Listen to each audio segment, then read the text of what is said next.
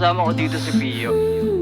May kukwento lang kami mula sa aming mga karanasan, kung saan bilang isang tao marami tayong kailangan palaging paghandaan.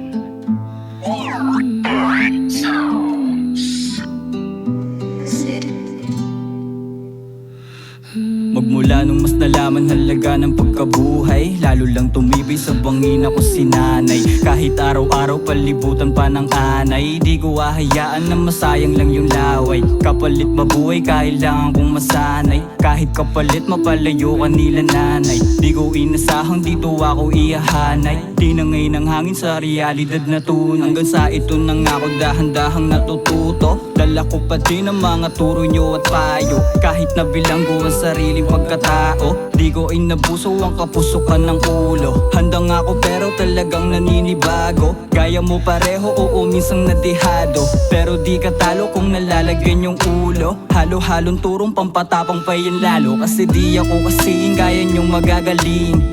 Pare-pareho tayong merong dream moment, kahit nung sabihin nila panis pa rin. Sila sa aking mga ginawa at gagawin. Mula sa Cavite sa Norte nagtanim, darating yung araw nakakotse na mamen. Kahit nung sabihin nila panis pa rin, sila sa aking mga ginawa at gagawin. Parating na dun sa top kung saan lahat lasap. Babalak ka ba't wala ang kilos na nagaganap? Bakit di mo isagad kilos tas palag-palag? Masuusad ka lang kapag sa sarili nagbabad, hanggang plano matupad. Madali di agad, dadaan ka sa lubak, basta meron panambak. Para matanaw yung ulap dapat di ka matibag. Natural lang masugatan tapos bounce back ka agad.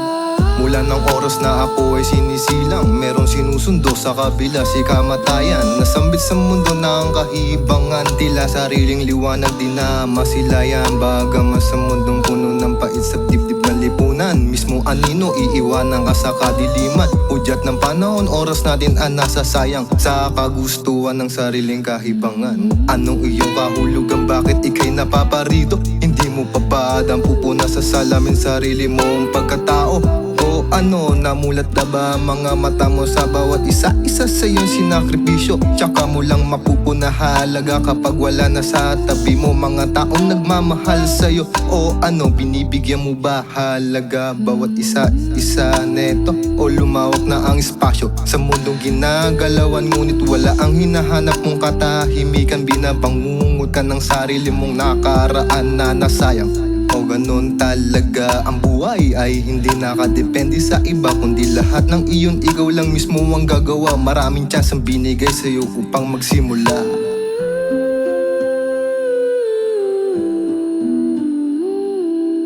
Nasa iyo kung sasayahin mo pa ba, hanggang dumating sa punto na wala na sila. Ngayon daman-dama sariling pagkawala. Subukan mo muling tumingin sa salamin, sino ba talaga ang tunay na salarin?